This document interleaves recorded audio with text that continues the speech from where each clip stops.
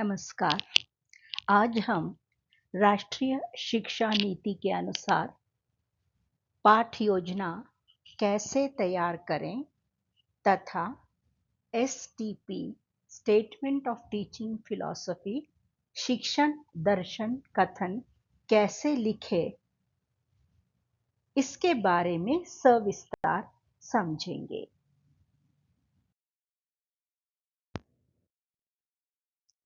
हमारे पास जो शिक्षक दैनिकी टीचर्स डायरी दी गई है उसका प्रारूप भी हूबहू ऐसा ही है।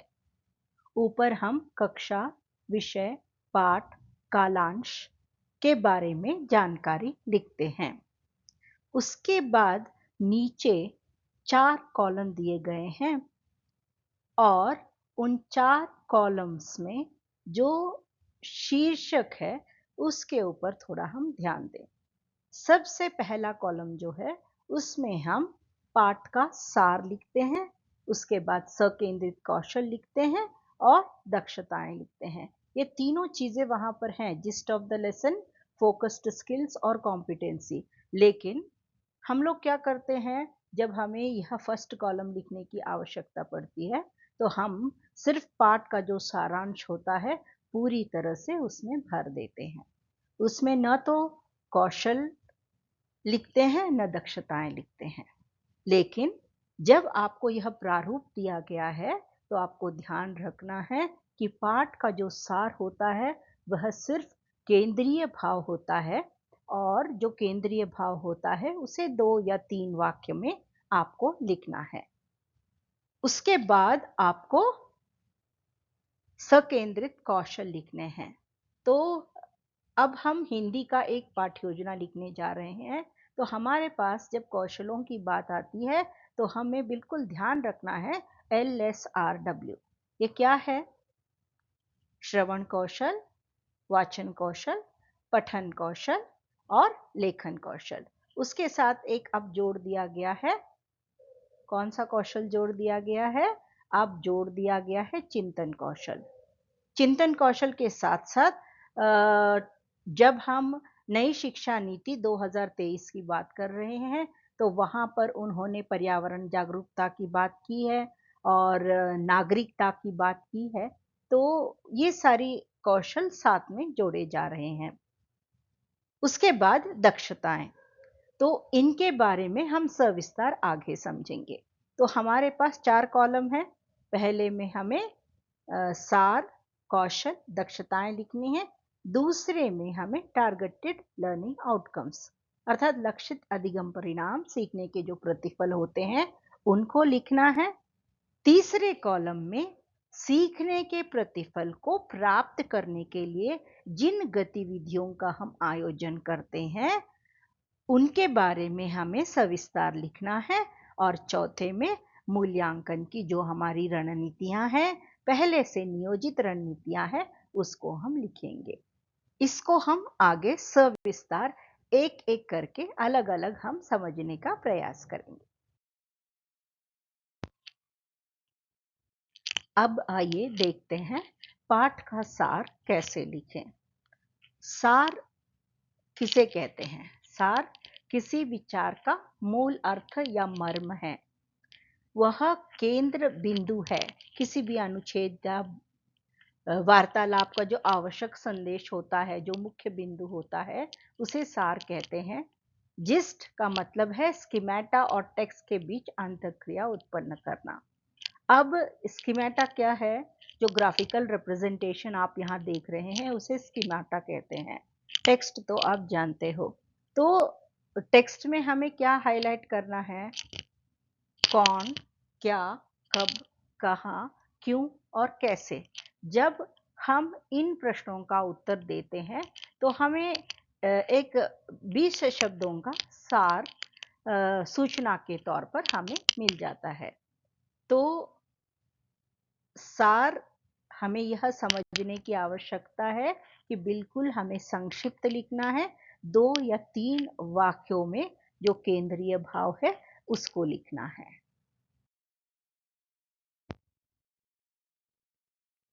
अब सार के तुरंत बाद हमें सकेंद्रित कौशल और दक्षताएं लिखनी हैं। अब सकेंद्रित कौशल क्या है? कौशल विशिष्ट शिक्षण विधियों को परिभाषित करते हैं जो विद्यार्थियों के सीखने की आधारशिला है, बिल्डिंग ब्लॉक्स हैं, और ये सीखने के अंतराल को दूर करने के लिए विद्यार्थियों को एक दिशा निर्देश प्रदान करते हैं जिससे छात्र अधिक निपुणता की ओर जाने में सफल होता है।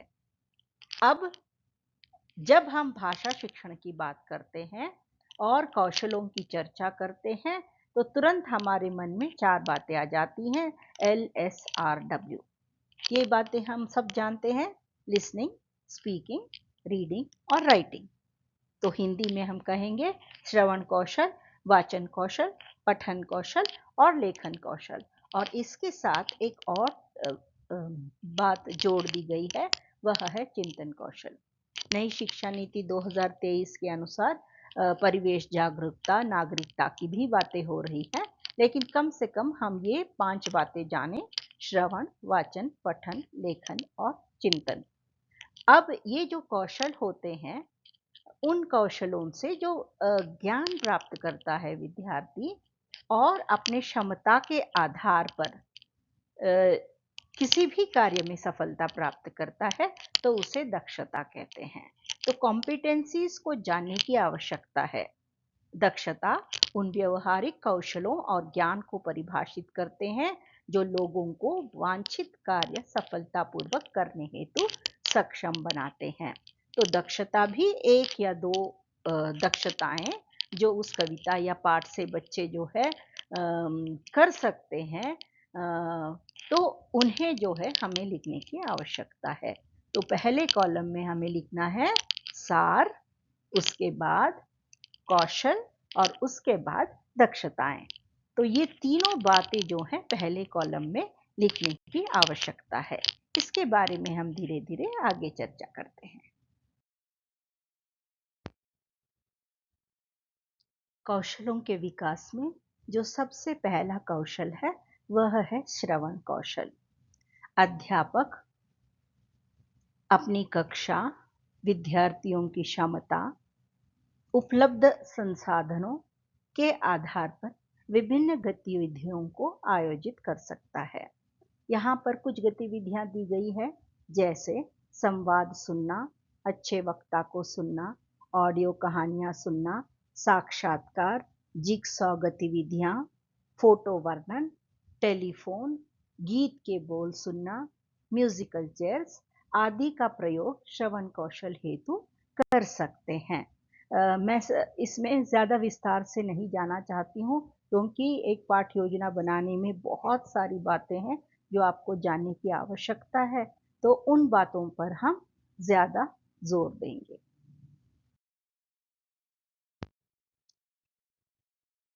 वाचन कौशल हेतु विभिन्न गतिविधियों का आयोजन कर सकते हैं, जैसे सस्वर वाचन, कहानी कथन, कविता पाठ, चित्र वर्णन, प्रश्नोत्तरी, वार्तालाप, वाद विवाद, भाषण, एकांकी या नाटक का मंचन, टेप रिकॉर्डर, टेलीफोन, श्रुतलेख गतिविधियां, विचार मंथन, शब्दावली निर्माण, वार्तालाप कार्ड्स और प्रस्तुतिकरण।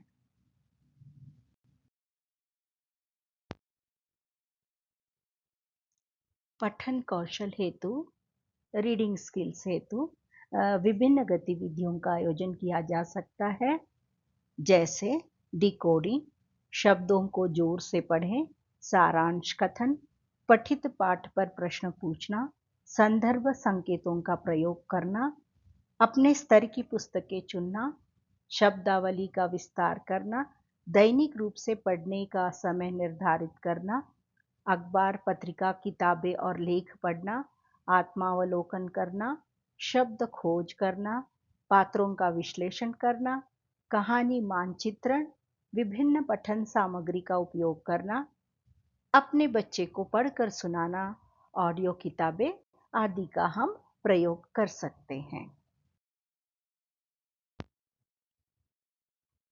लेखन कौशलों के विकास हेतु विभिन्न गतिविधियों का आयोजन किया जा सकता है, जैसे डायरी लेखन, उपन्यास कहानी लेखन, कविता लेखन, पटकथा लेखन, पत्रकारिता लेखन, यात्रा लेखन, ईमेल और पत्र लेखन, भाषण लेखन, तकनीकी लेखन, वैज्ञानिक लेखन, सारांश लेखन, निबंध लेखन, copy writing, content writing, CV अर्थात करिकुलम विटे, रेज्यूमे लेखन और प्रतिलेखन, इनका प्रयोग किया जा सकता है।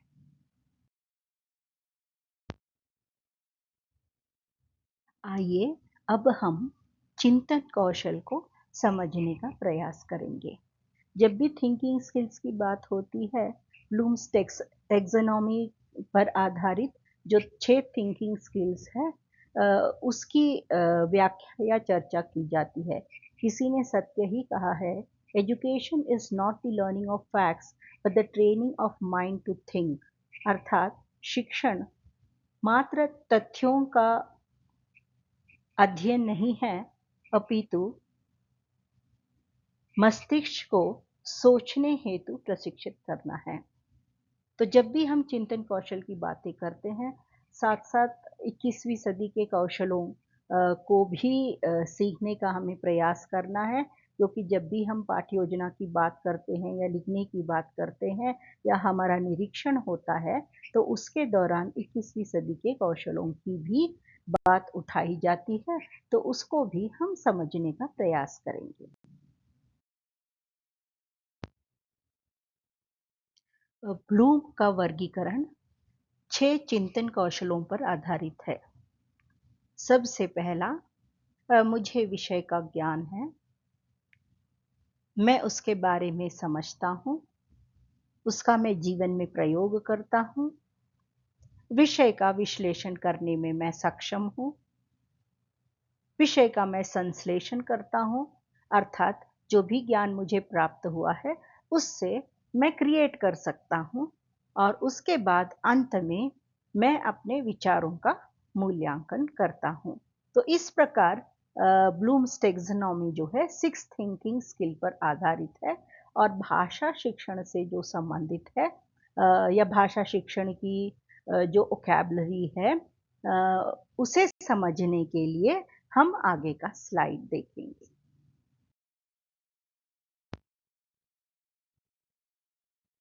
आइए ब्लूम्स टैक्सोनॉमी पर आधारित 6 चिंतन कौशल श्रुतलेख क्रियाकलाप हेतु किस प्रकार से प्रयोग कर सकते हैं, उसका एक छोटा सा उदाहरण यहाँ पर है।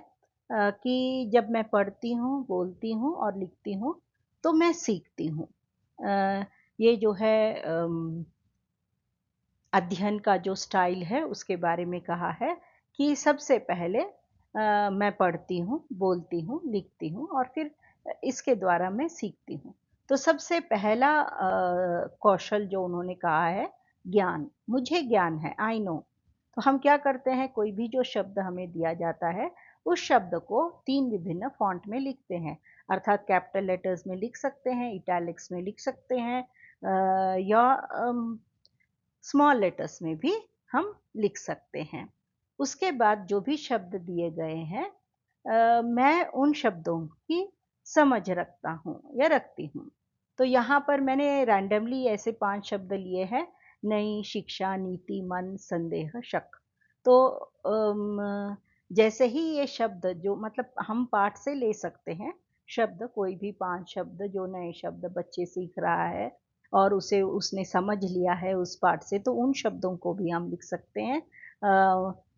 तो इस आधार पर फिर जब वो हम शब्द बच्चों को देते हैं, तो उनसे कह सकते हैं कि उनके आधार पर जो शब्द दिए गए हैं, उनके बारे में कुछ वाक्य लिख सकता है। मतलब उनका अनुप्रयोग करना, कैसे उसको अप्लाई कर सकता है। यहाँ पर उन्होंने कहा है क्रिएट एन एक्रोस्टिक पोएम। अब एक्रोस्टिक पोएम क्या है, जब हमें कोई शब्द दिए जाते हैं, उसका जो पहला अक्षर होता है, उसके द्वारा हम जो है कविता लिखना शुरू कर देते हैं। नीचे दिया गया है, देखिए जैसे एक्रोस्टिक पोएम उन्होंने दिया गया है, इस पागलपन के दौर में पागलपन की दौड़ है, कुछ पागल हंसते हैं, कुछ पागल हंसाते हैं। तो किसी एक शब्द का हम बार बार प्रयोग करके जो है कविता बनाते हैं। तो बहुत सारे शब्द यहाँ पर दिए गए हैं। अंतिम शब्द पर आप थोड़ा-सा अवलोकन करें, शक मतलब थोड़ा मेरे मन में शक है ना नई शिक्षा नीति के बारे में। तो शक इस शब्द को लेकर आप एक कविता बनाइए, हम बच्चों से कह सकते हैं। तो मैंने एक छोटा-सा प्रयास किया है जो आपके समक्ष रखने की कोशिश करती हूँ। मन मेरा समंदर अथाह विशाल, शक की उठे हिलोरे स्पंदन भूचाल, धड़के शक मैं बेहाल। मैं अपराधन शक को मान सच चली, हिरन दौड़ मेरी कस्तूरी से दूर चली, ममता मेरी अपनी त्याग कर भटकती रही। दीवार तो गिरनी थी, अंधेरी रात जानी थी, उजाला होना था, प्रकाश जीवन मेरा, शक सत्य से कितना दूर है। तो इस प्रकार जब हम शब्द देते हैं बच्चों को, तो किस प्रकार से वो उन शब्दों से अपने विचारों का या कल्पनाओं की दौड़ लगाते हैं, वो बहुत महत्वपूर्ण है।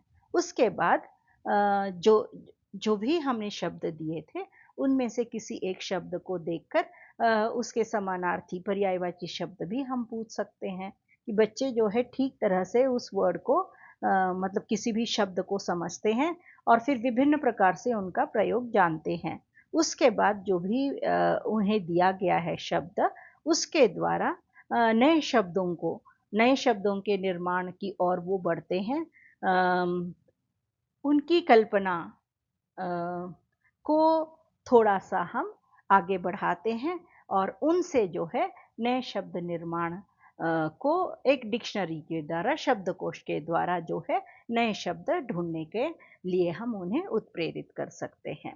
और अंत में जो है जो भी दिए गए शब्द हैं, कठिन शब्द हैं जो भी हैं तो उन शब्दों से वाक्य निर्माण कहने के लिए कह सकते हैं तो उनका एक मूल्यांकन भी हो जाता है। तो स्पेलिंग जो एक्टिविटीज़ हैं ब्लूम के वर्गीकरण के आधार पर इसका हम कक्षा में उपयोग कर सकते हैं।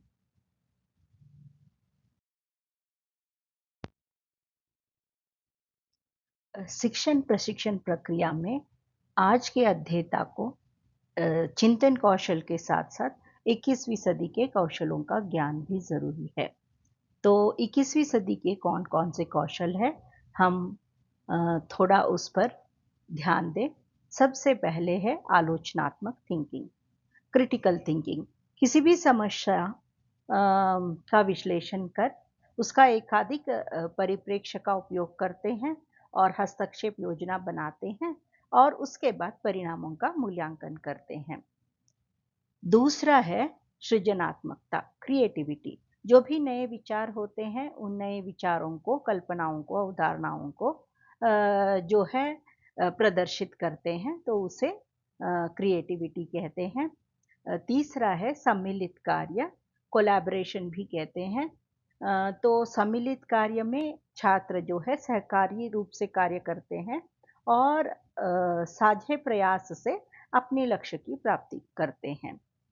चौथा है अंतः सांस्कृतिक समझ। विभिन्न सांस्कृतिक मतभेदों के कारण जो है बहुत सारी समस्याएं उत्पन्न हो रही हैं, तो उसे समझने की आवश्यकता है और सही ढंग से प्रतिक्रिया देने की आवश्यकता है। और अगला है संप्रेषण। ये तो हम अपने दैनिक रूप में कक्षा में इसका प्रयोग हम करते ही है कि सूचनाओं के विचारों का जो आदान-प्रदान होता है, उस प्रक्रिया के प्रदर्शन को संप्रेषण कम्युनिकेशन कहते हैं। उसके बाद आजकल टेक्नोलॉजी एडेड लर्निंग फिर कैल-टैल की बातें हो रही हैं, computer aided learning, technology aided learning. तो तकनीकी शिक्षण भी बहुत महत्वपूर्ण हो गई है और तकनीकी के सहायता से जो प्रभावी शिक्षण किया जा सकता है, उस पर भी जोर दिया जा रहा है। और जो अंततः कहा गया है स्वनिर्देशित अर्थात सेल्फ डायरेक्शन, आत्मनिर्भर और सक्रिय रूप से किसी भी कार्य या व्यवहार का प्रदर्शन करना। तो 21वीं सदी के कौशलों का हमें कक्षा शिक्षण में अनिवार्य रूप से उपयोग करना है।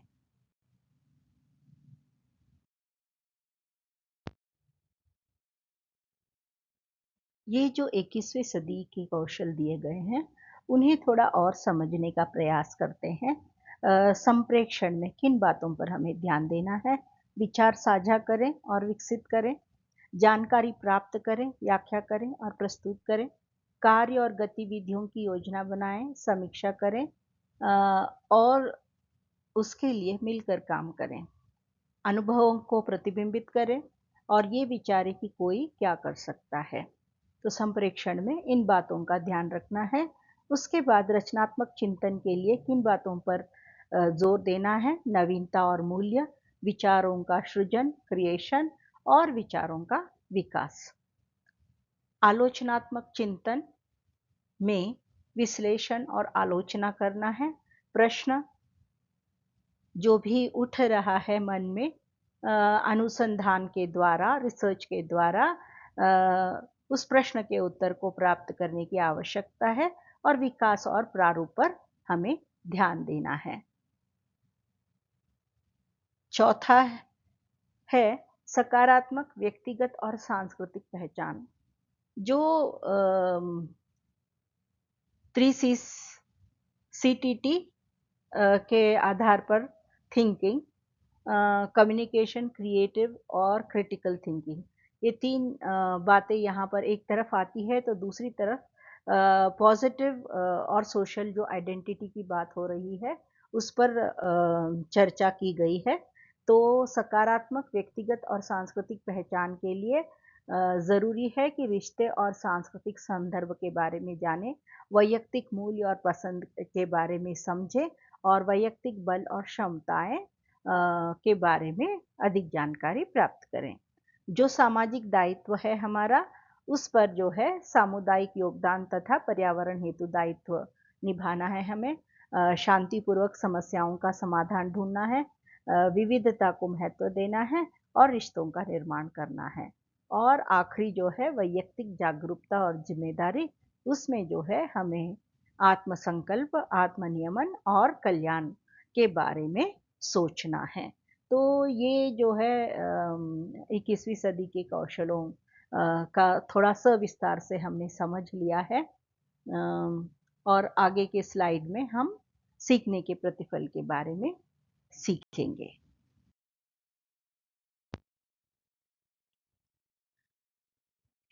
आजकल जब भी निरीक्षण होता है, टीएलओस की बात सबसे पहले उठाई जाती है। तो ये लक्षित अधिगम परिणाम सीखने के प्रतिफल क्या हैं? सीखने के प्रतिफल ऐसे वक्तव्य हैं जो यह बताते हैं कि शिक्षार्थियों को अध्ययन के एक पाठ्यक्रम के अंत में क्या पता होना चाहिए, अर्थात छात्र क्या सीखता है। एक पाठ या कविता के अंत में छात्र किन किन बातों की छात्रों को जानकारी होनी चाहिए या प्राप्त करना चाहिए, जो गुणात्मक या मात्रात्मक तरीके से औसत दर्जे का है। इन सीखने के प्रतिफल से शिक्षकों को वांछित तरीके से अपने शिक्षण अधिगम को निर्देशित करने में मदद मिलेगी।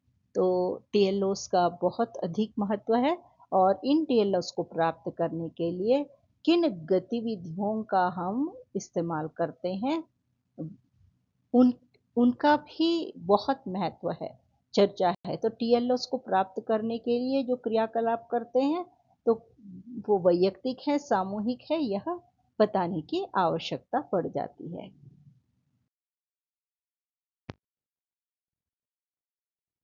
एनसीईआरटी ने अपने वेबसाइट पर कक्षावार अर्थात स्तरानुसार सीखने के प्रतिफल क्या हो सकते हैं, इनके बारे में संक्षिप्त रूप से उन्होंने वर्णन किया है। तो आप वेबसाइट पर जाकर इसका अवलोकन कर सकते हैं।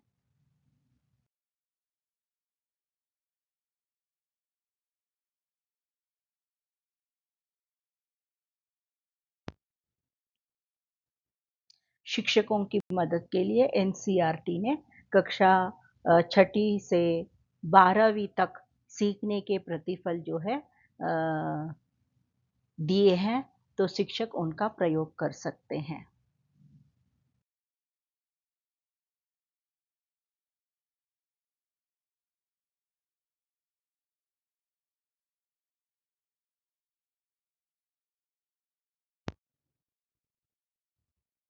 उपयुक्त संसाधनों और कक्षा प्रबंधन रणनीतियों का उपयोग करके सीखने के प्रतिफल प्राप्त करने के लिए शिक्षण अधिगम गतिविधि की योजना बनाई जा सकती है। आवृत्ति: विद्यार्थी किसी कथन को पढ़ते ही उसे जोर से दोहराता है। दूसरा है सुर परिवर्तन: किसी कथन में एक शब्द दोहराए जाने से दूसरे शब्द में प्रकट होता है। उदाहरण: मैंने किताब खरीदी, मैंने किताबें खरीदी। एवज: किसी कथन में एक शब्द का स्थान है। हेलन जल्दी चली गई, वह जल्दी चली गई। अर्थात हेलन के स्थान पर हमने वह शब्द का प्रयोग किया।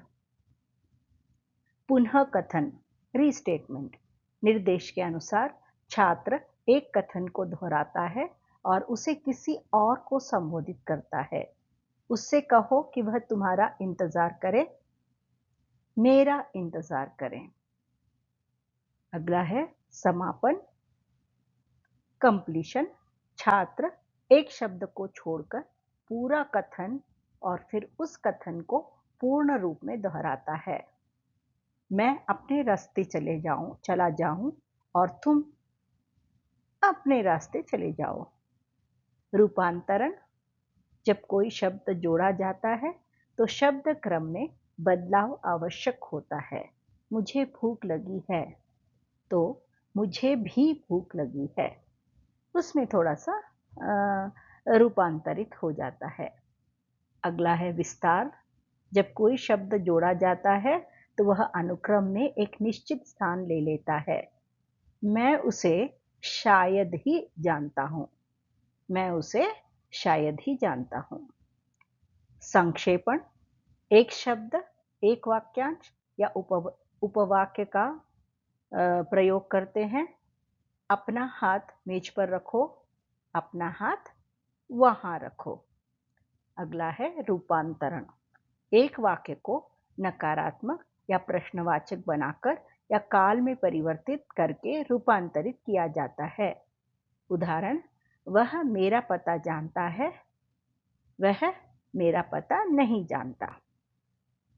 अगला है एकीकरण: अलग अलग कथनों को एक में परिवर्तित करने के लिए उन्हें ईमानदार होना चाहिए। यह महत्वपूर्ण है, यह महत्वपूर्ण है कि वे ईमानदार हों। अगला है प्रत्युत्तर: छात्र एक कथन देने के लिए उचित प्रत्युत्तर देते हैं।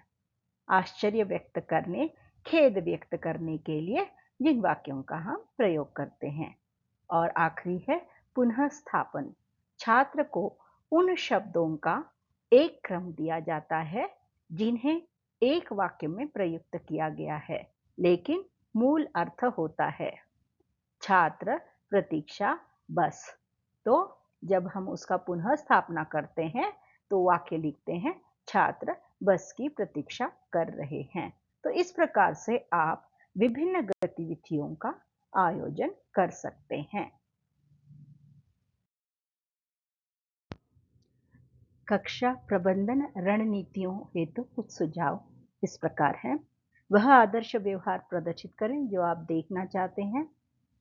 विद्यार्थियों में पहल को प्रोत्साहित करें और प्रशंसा भी करें। अभिभावकों से विशेषकर सकारात्मक पत्र और फोन कॉल करें। छात्रों को दिशा निर्देश स्थापित करने में मदद करें। दस्तावेज, नियम आदि का रखरखाव करें। विषय वस्तु के लिए उत्सुकता जागृत करें। गैर मौखिक संचार का प्रयोग करें। सहकर्मी शिक्षण पर विचार करें। अपनी पाठ्य योजना अद्यतन करें और अस्वीकार्य व्यवहार को शीघ्रता से संबोधित करें। शिक्षक अपने दैनिक जीवन में इन बातों का प्रयोग कर सकते हैं। पाठ्य योजना बनाते वक्त जो आखिरी कॉलम हमारे पास है उसमें नियोजित मूल्यांकन रणनीतियाँ, असेसमेंट स्ट्रैटेजीज प्लान्ड, वह कॉलम दिया गया है और अक्सर हम शिक्षक क्या करते हैं, जो पाठ्य पुस्तक के प्रश्न हैं उनमें लिख देते हैं। पाठ्य पुस्तक में तो पहले से प्रश्न हैं, यदि हमें प्रश्न देने ही हैं तो हमें दक्षता आधारित कॉम्पिटेंसी बेस्ड क्वेश्चंस देने हैं, अन्यथा हॉट्स देने हैं, हाई ऑर्डर थिंकिंग स्किल्स, उच्च स्तरीय चिंतन कौशल प्रश्न और मिनिमम लेवल क्वेश्चंस जो हैं वो देने हैं। अन्यतः ऐसे असेसमेंट स्ट्रैटेजीज देने हैं जो आम तौर पर हम कक्षा में नहीं करते हैं, जैसे थिंक, पैर, शेयर, मतलब चिंतन कीजिए और उसके बाद बच्चे जो है आपस में अपना एक पेयर बनाएंगे और फिर अपने विचारों को साझा करेंगे, वो दे सकते हैं। या फिर एंट्री लेवल क्वेश्चन और एग्जिट लेवल क्वेश्चंस दे सकते हैं। इसके अलावा 3 to 1 ऐसी कौन सी 3 बातें हैं जो बच्चों ने इस पाठ के दौरान या कविता के दौरान सीखा, ऐसी कौन सी 2 बातें हैं जिनके बारे में वो जानना चाहते हैं और ऐसी कौन सी एक बात है जो वो इस पाठ से हटाना चाहते हैं या फिर जो कहानी का अंत है उसमें बदलाव लाना चाहते हैं। तो इस प्रकार से जो है हम मूल्यांकन के लिए प्रश्न पूछ सकते हैं, प्रश्नोत्तरी दे सकते हैं, बहुविकल्पीय प्रश्न दे सकते हैं, प्रपत्र दे सकते हैं, और परियोजना कार्य तो हम देते ही हैं। बच्चे विभिन्न प्रस्तुतियाँ दे सकते हैं। तो ये जो है नियोजित मूल्यांकन रणनीतियाँ 2 प्रकार से होती हैं, हम लोग सब जानते हैं। एक है फॉर्मेटिव असेसमेंट और दूसरा है समेटिव असेसमेंट। तो फॉर्मेटिव असेसमेंट में हमारा जो पीरियोडिक टेस्ट वगैरह होता है या पाठ के दौरान हम जो भी कार्य करते हैं वो फॉर्मेटिव असेसमेंट में आ सकता है। और समेकित मूल्यांकन जो है वह ऑलरेडी संगठन हमारे पास उनके दिनांक और कितना पाठ्यक्रम होना चाहिए और प्रश्न पत्र का जो प्रारूप होता है वह सब कुछ संगठन के द्वारा हमें दिया जाता है, या सीबीएसई का प्रारूप है उसका हम अवलोकन करते हैं और उसका हम प्रयोग करते हैं। तो इस पर ज़्यादा मैं विशेष चर्चा नहीं करूँगी, पर जैसे जेटली साहब ने कहा कि प्रश्नों के अलावा आप कुछ भी लिख सकते हो। तो हमने उनसे जो है बहुत चर्चा की और कहा कि प्रश्न नहीं लिखेंगे तो क्या लिखेंगे, क्योंकि हमको वही आदत है। तो बोले सोचो, ढूँढो। तो हम वेबसाइट पर जाकर बहुत सारे जितने भी असेसमेंट स्ट्रैटेजीज़ थे उसको हमने देखा और सच में हमें जो है एक पाठ्य योजना बनाने में मज़ा आने लगा। तो आप लोग ये जब नियोजित मूल्यांकन रणनीतियाँ बनाते हैं तो थोड़ा-सा प्रयास कीजिए, वेबसाइट पर जाइए, गूगल पर जाइए, उसमें बहुत सारे असेसमेंट स्ट्रैटेजीज़ दिए गए हैं, उनका अवलोकन कीजिए और उनका प्रयोग अपनी कक्षा में कीजिए।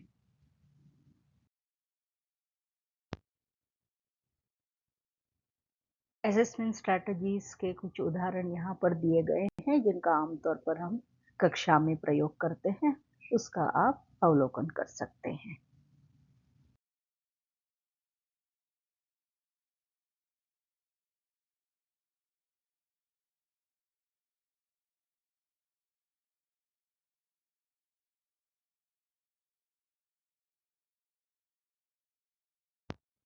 मैंने पाठ्य योजना का निर्माण कैसे करना है, उसका प्रारूप क्या होगा, एक छोटा-सा प्रयास किया है और आपके समक्ष रखा है। अब मैं अपने शिक्षक दैनिकी में जो पाठ्य योजना मैंने लिखी है गज़ल कविता पर, कक्षा 11 की कविता, उदाहरण के तौर पर आपके समक्ष रखा है। तो उसका आप अवलोकन कर अपनी पाठ्य योजना बना सकते हैं। वैसे सीखने के प्रतिफल जो दूसरा कॉलम है उसमें उसमें मैंने ज्ञानात्मक, कौशलात्मक, बोधात्मक और प्रयोगात्मक लिखा है।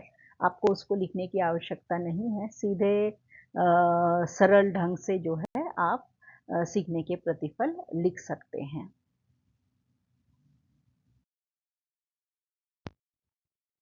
यह गज़ल कविता पाठ्य योजना का दूसरा पृष्ठ है। इसमें सीखने के प्रतिफल को प्राप्त करने के लिए किन-किन गतिविधियों का आयोजन करना है उसके बारे में लिखा है और विशेष रूप से ध्यान दीजिए मूल्यांकन रणनीतियों पर, तो यहाँ पर मैंने दिया है, तो उसके ऊपर विशेष ध्यान दें। आप भी नवीनीकरण कर सकते हैं और अलग-अलग असेसमेंट स्ट्रैटेजीज लिख सकते हैं। एक कोशिश कीजिएगा।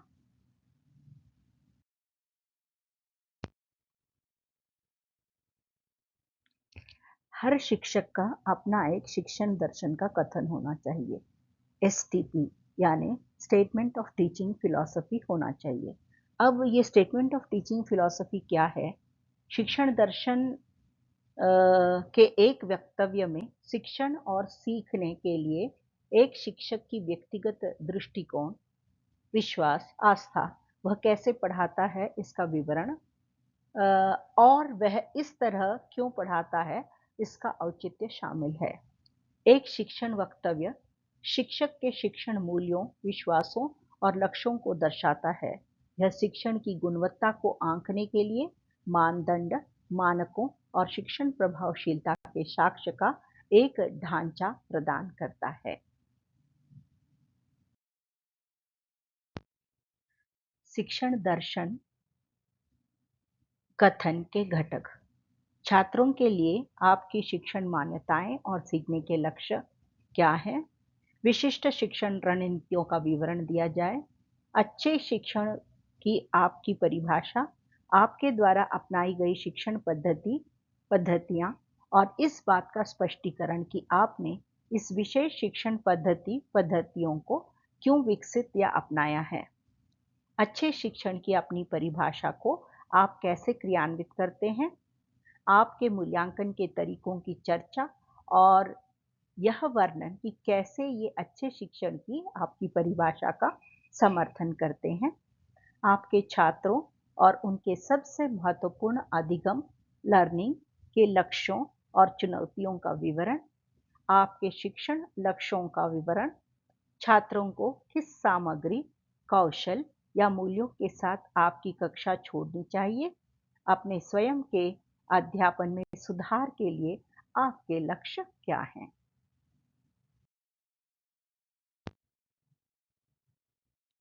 शिक्षण दर्शन का मेरा कथन।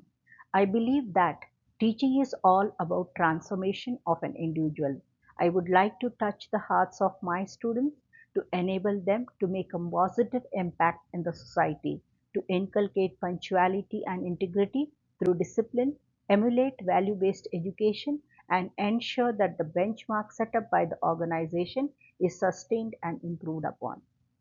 मेरी आस्था है कि अध्येता में सुधार कर एक संपन्न व्यक्तित्व का निर्माण किया जा सकता है। एक सृजन शिल्पी बन इंद्रधनुषी 7 आंदोलन द्वारा छात्रों के अंतर्मन पर अपना अमिट छाप छोड़ना चाहती हूँ।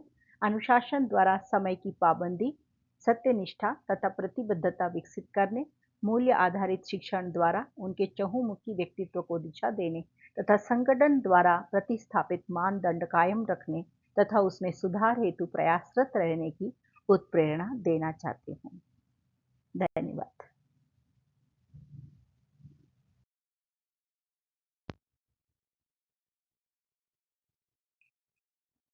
साथियों, महान कार्यों को पूरा करने के लिए न केवल हमें कार्य करना चाहिए बल्कि स्वप्न भी देखना चाहिए। न केवल योजना बनानी चाहिए अपितु विश्वास भी करना चाहिए।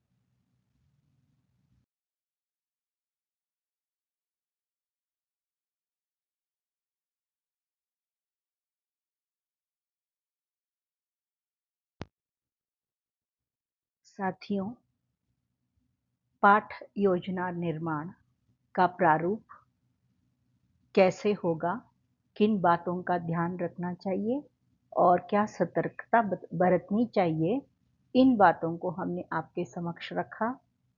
मेरा विश्वास है कि आपने पाठ योजना बनाने का जो प्रारूप है अच्छे से समझा होगा। मेरा विशेष आभार श्री सौरभ जेटली जी को, जो फिलहाल सहायक आयुक्त केंद्रीय विद्यालय संगठन मुख्यालय में कार्यरत हैं। अगर उन्होंने मुझे झकझोरा नहीं होता तो शायद मैं भी एक ऐसी पाठ योजना निर्माण करने में सक्षम नहीं होती। आप सबका विशेष आभार। अगर आप मुझसे संपर्क स्थापित करना चाहते हैं और अपनी शंकाओं का निवारण करना चाहते हैं, तो आप सबका स्वागत है। धन्यवाद।